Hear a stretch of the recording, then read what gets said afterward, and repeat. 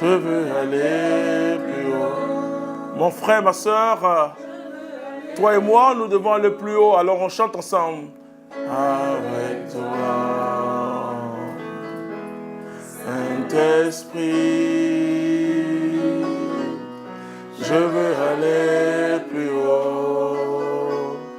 Je veux aller plus haut avec toi. Saint-Esprit, je vous salue en ce samedi 1er décembre 2018. Nous allons achever notre enseignement sur le principe de la croissance. Et je bénis le Seigneur pour toi. Je bénis le Seigneur pour tout ce que tu as pu vivre durant le mois de novembre, qui était le mois de la croissance. Nous allons lire la parole de Dieu dans un texte assez important, tiré de Luc chapitre 7, l'évangile de Jésus-Christ selon Saint Luc, chapitre 7. Les 72 revinrent tout joyeux, disant, « Seigneur, même les démons nous sont soumis en ton nom. » Il leur dit, « Je voyais Satan tomber du ciel comme l'éclair. Voici que je vous ai donné le pouvoir de fouler aux pieds serpents, scorpions et toute la puissance de l'ennemi, et rien ne pourra vous nuire. Cependant, ne vous réjouissez pas de ce que les esprits vous sont soumis, mais réjouissez-vous de ce que vos noms se trouvent inscrits dans les cieux. » C'est très important ce texte pour nous aider dans, je le dirais, le dernier virage de la croissance. Les disciples reviennent et disent à Jésus, « Merci, ô Seigneur, nous avons vu ta gloire, etc. » comme on le fait dans nos milieux charismatiques. Dieu s'est manifesté, oh, les gens ont été guéris, on a vu la puissance de Jésus. Vous voyez, ils étaient tellement contents. Et Jésus leur dit, « Écoutez, je voyais Satan tomber, mais ne vous réjouissez pas de ce que les démons vous sont soumis, mais réjouissez-vous de ce que votre nom est inscrit dans le livre de vie. » Qu'est-ce que Jésus veut nous dire? C'est très important, frères et sœurs, parce que tu ne peux pas croître si tu ne saisis pas ce que je vais te dire maintenant. Je dis souvent que on peut s'arrêter qu'aux manifestations de puissance et de gloire. Et parfois même les déplacer de leur contexte réel, qui sont des contextes, le contexte d'évangélisation, c'est-à-dire annoncer Jésus-Christ, et les signes accompagnent la prédication pour attester la parole, c'est tout, pour attester la parole. Mais la joie du chrétien, ce n'est pas le fait que par toi, Dieu agit. C'est vrai que tu peux te réjouir de ta pauvreté en disant, Seigneur, tu utilises quelqu'un qui n'est pas, qui vraiment est ignorant des mystères du chrétien, etc. Quelqu'un qui n'a pas grande connaissance. C'est vrai, tu peux le dire, ça, mais ne pas rester en disant simplement, oh Dieu, je te dis merci. C'est vrai, de ce que le démon est chassé, les malades sont guéris. Ça, c'est pour les autres. C'est celui qui a été guéri, qui a été libéré, qui peut aller dire, oh Seigneur, je te dis merci parce que toi, tu m'as libéré.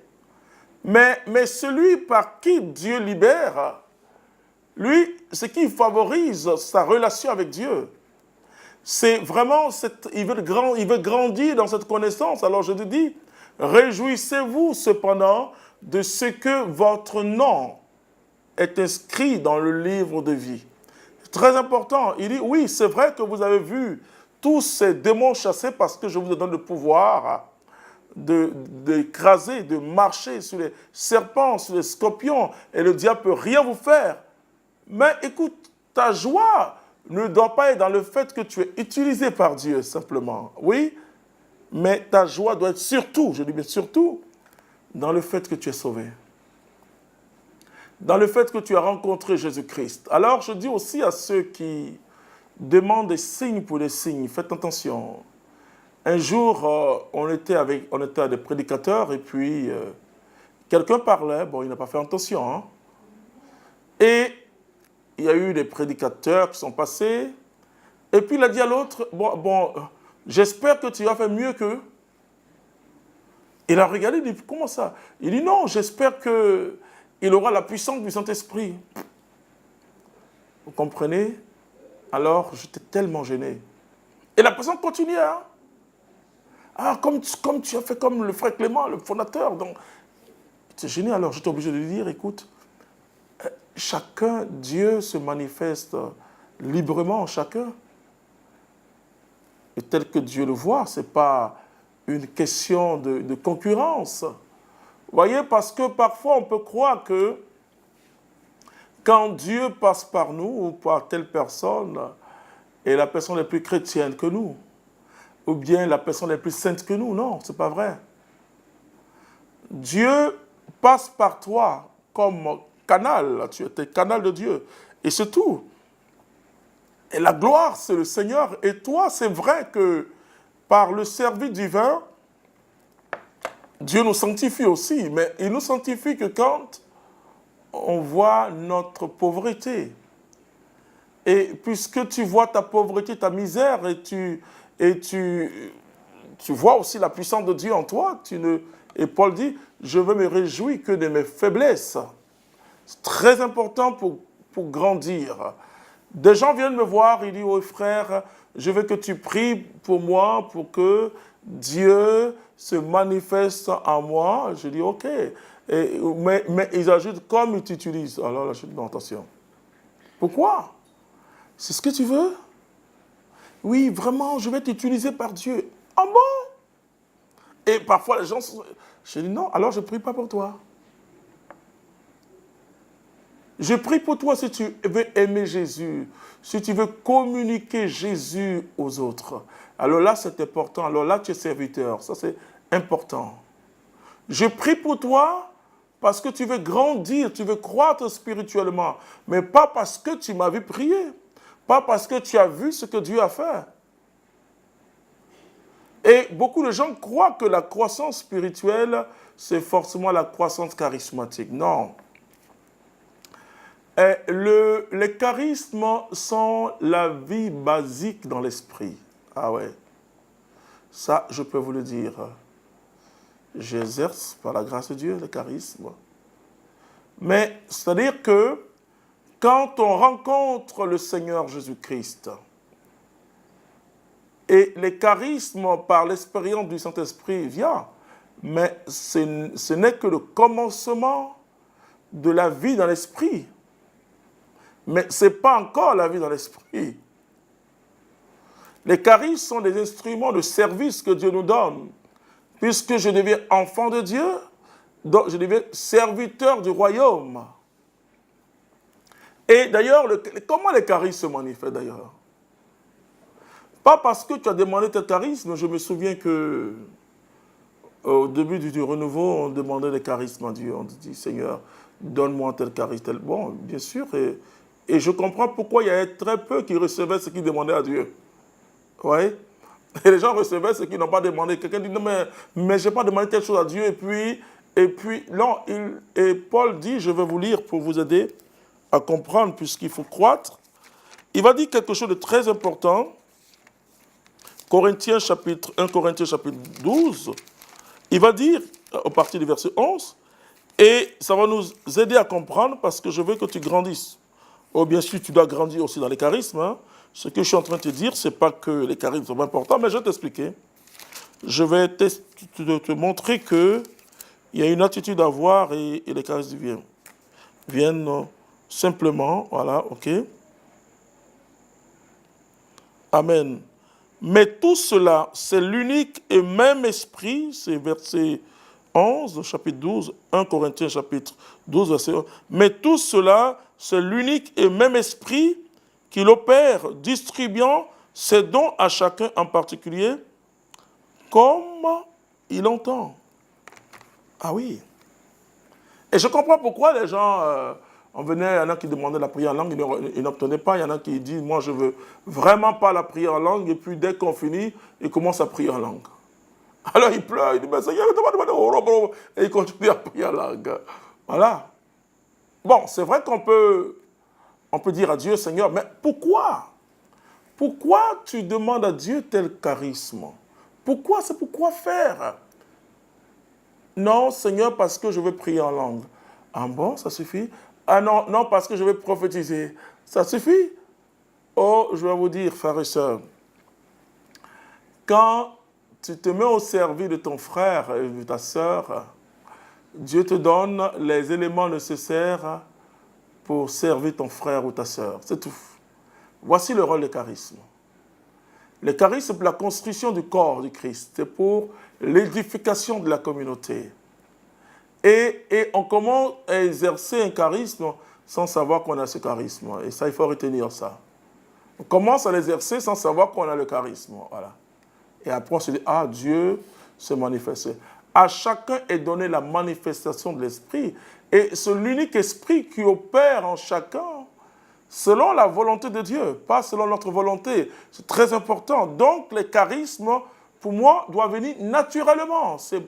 Tu as une expérience véritable avec Jésus-Christ, tu t'ouvres à l'Esprit Saint parce que l'expérience véritable avec Jésus-Christ ne peut que se faire que dans l'Esprit. Ce n'est pas possible. Hein? Jésus dit à Nicodème, je veux que tu naisses d'en haut. Donc, c'est d'abord une expérience dans l'Esprit. Une expérience où on s'ouvre à la grâce de Dieu. En disant au Seigneur Jésus-Christ, je te donne ma vie, je te donne toute ma vie. Et donc, on s'ouvre à la grâce de Dieu. Et notre cœur est brûlant. Et Dieu nous met au service de nos frères. Et on voit se manifester ce qu'on peut appeler le charisme. Mais c'est parce que je suis au service, c'est parce que j'ai vu, je vais vous donner un témoignage. Quand le Seigneur m'a touché, mais je me suis rendu compte que la vie, c'était Jésus-Christ. La vie, c'était Jésus-Christ. Et en parlant aux autres jeunes, je voyais qu'ils pleuraient aussi comme moi j'ai pleuré. Et ils renonçaient à leur vie ancienne, à Dieu soit la gloire. Et ça, le désir de dire au monde entier ce que Jésus a fait pour moi, me poussait à parler de Jésus et surtout à désirer vivre la vie de Jésus. Voilà. Donc, les charismes viennent et ensuite, et dans ces charismes, nous commençons à grandir dans la vie, dans l'esprit. À grandir dans la vie, dans l'esprit et progressivement, voilà, le royaume devient pour nous une évidence. Voilà. Donc, les signes et les charismes sont des signes. Et les charismes vont grandir en nous. Et en même temps qu'on grandit spirituellement, même l'exercice de charisme. Pour quelqu'un qui commence, c'est pourquoi je dis parfois aux gens de ne pas être sévère. Hein.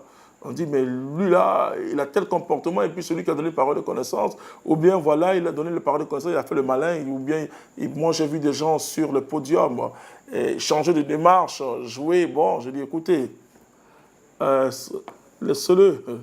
C'est-à-dire qu'il y en a qui disent, non, il faut qu'on le brise. Qui tu es pour briser ton frère ou ta sœur? Non. Si c'est authentique, laisse Dieu avec la personne. Arrivé à un moment, la personne dit, Seigneur, je ne veux plus les charismes, ça. Il y a trop de souffrance, il y a trop de persécutions. Ok. Ah, tu veux encore faire le malin sur le podium? Non. Voilà. C'est ça. Quand tu grandis aussi dans le don de Dieu. Quand tu crois spirituellement, tu crois aussi dans le don de Dieu. Et ça devient évident. Comment Dieu commence? Il nous communique son Saint-Esprit, l'onction descend sur nous, voilà. L'Esprit Saint nous communique l'onction. L'onction provoque une intuition. Et l'intuition, avant l'intuition, une motion intérieure dans notre cœur. Et l'évidence du royaume est telle que on devient sensible aux choses de Dieu.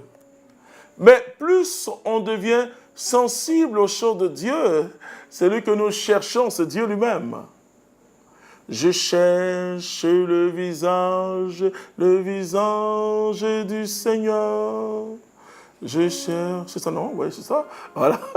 Ton image tout au fond de mon cœur. Oui. Plus, alors que les charismes paraissent quelque chose de très extérieur, hein, plus tu grandis, les charismes se bonifient. Toi, c'est vrai que les gens courent. Ils viennent, prie pour moi, prie pour moi, prie pour moi. Oui, il y en a qui viennent, c'est bien. Il faut qu'on prie les uns pour les autres. Mais toi, tu cherches le visage du Seigneur. Et effectivement, les gens vont commencer à t'acclamer. Moi, je me souviens, quand le père Alter, père son âme, qui était mon accompagnateur spirituel, m'a dit, frère, je te demande d'arrêter de prophétiser dans le groupe de prière. Ouf, mon père, c'est pas moi. Il dit, oui, c'est le Saint-Esprit, je le sais. Je sais que c'est authentique. Mais je te dis, tu ne dois plus prophétiser. Je dis, mais Seigneur, c'est pas moi. Et non, mon père, c'est pas moi. Il dit, l'esprit du prophète est soumis au prophète. Alors, quand tu vas recevoir une parole, dis à Dieu, communique cette parole à l'autre. Et bon, je dis, mon père, il n'y a pas de problème. Et à chaque fois, je revenais vers lui, j'entendais qu'il me dit, mais reprends, effectivement. Et quand je recevais, je dis, Seigneur, vraiment, communique ça aux autres. Et ça m'a aidé, mais c'était douloureux, hein, parce que je voyais d'autres prophètes naître, et puis moi, on se disait, oh, Dieu l'a quitté là, peut-être qu'il a, il a chuté, peut-être que bon, ça c'est fini ça, voilà. Et il y avait d'autres prophètes qui se levaient, et quand je sortais du groupe de prière, on ne me suivait plus. On ne me suivait plus pour me dire, frère, qu'est-ce que tu sens pour moi? Oh là là. Et j'étais malheureux, je le dis aujourd'hui en souriant, mais c'est une preuve, hein. Jusqu'à un jour, je suis allé voir le père Tardif, non, le père Alter, pardon. Il m'a dit, oui, il te cherche Clément. Ok, reprends. Et j'ai failli sortir. Il dit, non, non, attends. J'ai eu la plus grande honte de ma vie. Et c'est ce jour-là que j'ai compris que si on ne fait pas attention, les charismes peuvent nous empêcher si on ne les exerce pas selon Dieu. Ah oui, selon Dieu. Parce que n'oubliez pas que celui qu'on appelle Lucifer, il était déchu, mais il est descendu avec sa puissance. Et je dis souvent aux chrétiens, mais qui a donné cette puissance à l'ange qui est devenu le démon aujourd'hui? C'est Dieu. Ah oui, c'est Dieu le Créateur. Et donc tu peux exercer les charismes et être disqualifié. Paul dit, je traite durement mon corps de peur qu'après avoir prêché aux autres, je ne sois moi, Paul, disqualifié. Vous comprenez? Et donc, tu peux rester au niveau charismatique simplement, sans grandir. Parce que ça me plaisait. Je me suis rendu compte que voici quelqu'un qui était un grand sapeur, un grand danseur, etc. Quand on me voyait, je cassais le robot. Voici que Dieu me touche. Et il me donne des charismes. Et les gens, j'avais encore un fan club. Hein. Voilà, hein. Donc les gens me suivaient, Clément, Clément, Clément, Clément, Clément. J'étais content. Prie pour moi, prie pour moi, prie pour moi. Et je dis merci vraiment au Père Alter, qui m'a accompagné et qui m'a permis de comprendre que même là, parce que c'est une question de sensibilité spirituelle. Plus on est sensible, plus on peut exercer les charismes. Tu peux avoir la sensibilité spirituelle, mais ne pas être spirituel. Oh là là, je referme la parenthèse. Et alors tu peux arrêter de croire. Et les disciples sont venus. Il dit, on a vu Satan, on a chassé les démons, etc., etc. Il dit, oui, c'est vrai, c'est moi qui vous ai donné ce pouvoir. Mais cependant, ne vous réjouissez pas de ce que les démons vous ont soumis. Voilà, c'est pourtant, ils nous sont soumis par la puissance de Dieu. Mais il dit, réjouissez-vous. Et sûrement, Jésus n'avait jamais vu ses disciples aussi joyeux. Mais ce jour-là, ils étaient trop joyeux. Alors il dit, réjouissez-vous plutôt de ce que vos noms sont inscrits dans le livre de vie. Donc, tu crois spirituellement que quand tu cherches Dieu au-delà de tout, au-delà de ton titre, au-delà des honneurs des hommes, Mais toi, aie toujours soif de Dieu. Rappelle-toi de ta rencontre avec Dieu. Et ne laisse pas les soucis de ce monde t'ensommer. Ne laisse pas quoi que ce soit t'ensommer. Que personne ne t'arrache des mains de Dieu. Alléluia. Et que ta vie soit centrée sur Jésus, ton amoureux, celui que tu cherches.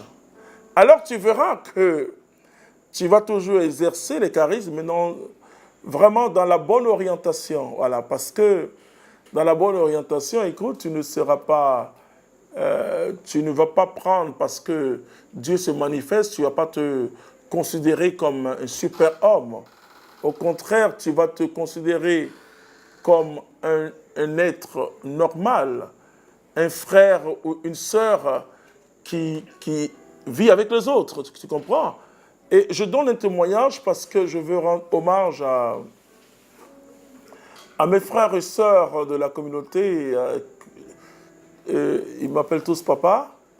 Mais ce qui me plaît, c'est qu'ils ne me voient pas d'abord en tant que quelqu'un qui exerce des charismes, quelqu'un qui est fondateur.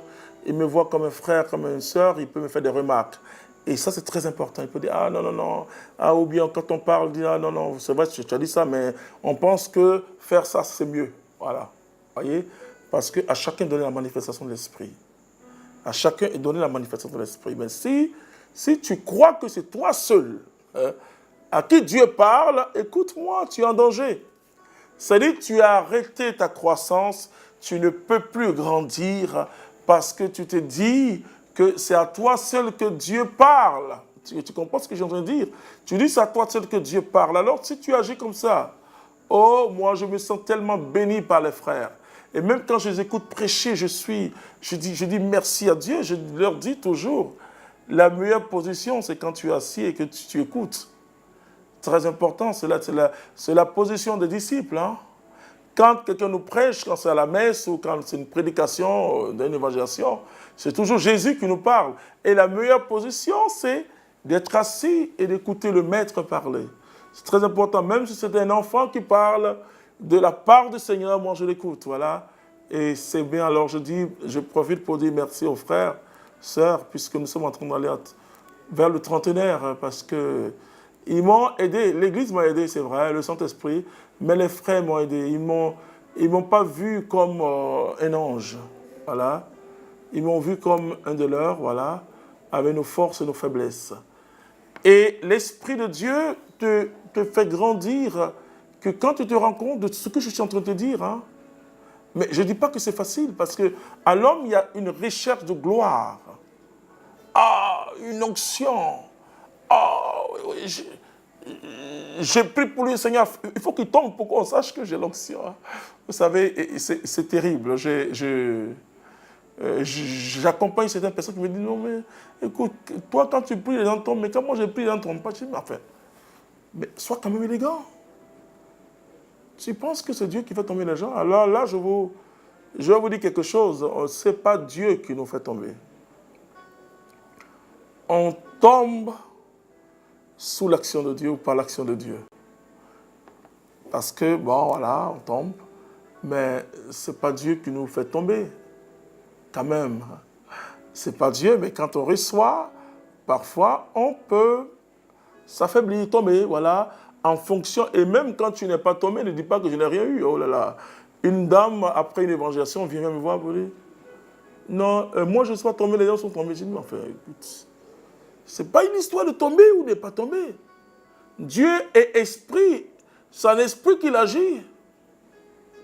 Voilà, il peut y avoir une visitation de l'esprit. Une visitation de l'esprit. Bon, ça peut, moi, je vous dis que je ne suis pas encore tombé, hein. Depuis que j'ai reçu Jésus-Christ, c'est pas moi, ça me fait mal. Enfin, ça me fait mal parce que, enfin, je ne comprends pas. Je me dis que si je tombe là, au moins, bon, ils vont dire, il est tombé aussi. Bon, je ne sais pas comment je dis, bon, je dis n'importe quoi. Mais pour dire que ce n'est pas une histoire de tomber. Quand j'exerce le charisme, je ne suis pas agité, je ne suis même pas agité. L'esprit est galant. Mais nous pouvons tomber cause de l'action du Saint-Esprit, ça c'est vrai. Et ne vous moquez pas aussi de ceux qui tombent. C'est pas pour qu'ils ne sont pas en train de faire exprès. Hein? J'étais avec un frère en mission en Italie. Arrivé, moi, le frère me dit, mais attends, tu es sûr qu'il ne faut pas exprès? Je dis, moi je ne comprends pas. À peine il vient, il tombe. À peine il vient, il tombe. Finalement, tu es dans l'église, tout le monde est tombé, et puis tu dois marcher le micro. Et les gens dorment bien. Je dis, mais c'est quoi ça là? Tout le monde est tombé. Tout le monde est tombé. Bon, il y en a qui aiment beaucoup ça. Hein, ça veut dire que l'homme de Dieu est puissant. Non, ce n'est pas ça. Il faut vraiment dépasser ça. Il faut dépasser ça pour comprendre. Alors, pour vous dire simplement que j'étais content de parler de ça, de ce thème assez important avec vous pour le mois de novembre. Parce qu'il nous faut grandir. Il nous faut aimer Dieu. Tu comprends?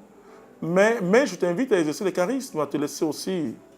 Parce que les charismes sont les instruments de service. Mais il ne faut pas... Les disciples étaient tous heureux. Jésus ne les avait jamais vus autant heureux. Écoute, on voyait les démons tomber, on chassait les démons. On voyait... Mais ils étaient contents parce qu'ils n'avaient jamais fait. Vous savez, ils étaient tellement... C'est comme s'ils faisaient comme le maître, quoi. Alors, je vois un peu Pierre qui était très content. Les autres, Jean et André, tout le monde était vraiment content. Mais il dit, ne vous réjouissez pas de ce que les démons vous ont soumis, mais réjouissez-vous plutôt de ce que vous n'avez. Est-ce que tu sais, mon frère, ma soeur, que nous sommes sauvés? Est-ce que tu sais que nous vivons la vie de Dieu, qui est la vie Zoé, et que nous sommes vraiment fils de Dieu? Ce titre que personne ne peut t'arracher, c'est le titre de fille de Dieu, le titre de fils de Dieu. Personne ne peut nous arracher. Alors tu dois toujours être content, ne te laisse pas avoir par les tristesses de ton cœur. Mais réjouis-toi en ce jour, en ce milieu du jour, en ce samedi, que tu réjouis-toi en te disant, je suis fille de Dieu, je suis fils de Dieu. Réjouis-toi de ce que ton nom est inscrit dans le livre de vie. Ne dis pas, oh j'ai des problèmes, oh je suis malheureux, oh j'ai vu telle chose. Non, non, non, non, non. Réjouis-toi, et je vais prier pour toi, réjouis-toi de ce que tu es sauvé. Peut-être qu'aujourd'hui, tu ne vois pas grand-chose. Peut-être qu'aujourd'hui, étant sur la terre, tu ne comprends pas. Mais tu es déjà dans les cieux, alléluia. Et quand un jour ton corps tombe, les anges te portent vers le roi de gloire, celui qui t'a toujours aimé. Et j'espère et je souhaite que celui qui t'a toujours aimé. Donc, sois heureux parce que tu as rencontré Jésus-Christ. Ne laisse pas le démon t'avoir. Notre fierté est dans la croix de Jésus. Paul dit, si je dois me glorifier de quelque chose, je ne me glorifierai que de la croix du Seigneur Jésus-Christ, parce que Jésus est mort pour nous. Nous sommes les hommes et les femmes les plus heureux, les hommes les plus heureux du monde, les femmes les plus heureuses du monde. Voilà, vous les femmes, vous qui nous suivez, ne dis plus parce que ton mari te fait souffrir, et c'est dur. Ne dis plus parce que tes enfants te fatiguent, tu veux tout lâcher. Non, tu es une femme heureuse. Ne dis plus parce que tu es au chômage aujourd'hui ou tu veux te marier que tu es malheureux, malheureuse. Non, ne dis pas ça. Nous sommes des personnes heureuses. Alors, si tu prends ça avec toi, si tu as cette vision que tu es déjà heureux, tu demeureras toujours heureux. On va prier ensemble. Seigneur, pendant un mois, nous avons cheminé avec toi sur la croissance, sur le principe de la croissance. Merci de nous ouvrir à ta propre vie. Que cette vie, Zoé, que tu veux nous donner en ce milieu du jour, entre dans tout le cœur des personnes qui nous suivent, vous qui nous suivez, que la vie de Dieu, la vie Zoé entre en vous. Et nous voulons aller plus haut avec toi, Seigneur. Toi aussi, mon frère, tu dois chercher à aller plus haut. On peut chanter, c'est vraiment l'Esprit qui vous inspire. Saint-Esprit, je veux aller plus haut, plus haut, plus haut. Je veux aller plus haut. Va plus haut avec toi.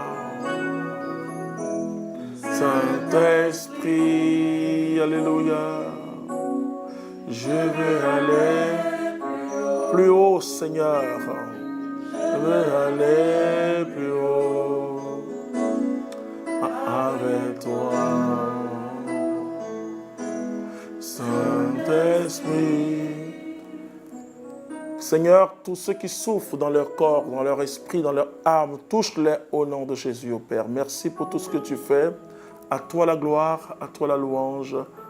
Ciao, nous nous retrouvons le mardi et nous commençons un nouveau cheminement sur le combat spirituel puisque tu as grandi. Tu verras comment on remporte des victoires parce que Jésus est mort pour nous et qu'il est ressuscité et la vie Zoé du ressuscité coule à nous. Alléluia. Que Dieu te bénisse. À mardi, bon mois de décembre et que tu n'aies plus peur parce que c'est décembre et que tu regardes plutôt Dieu. Tu lui dis merci Seigneur pour la vie que tu me donnes. Ciao, ciao, comme le disent les Italiens.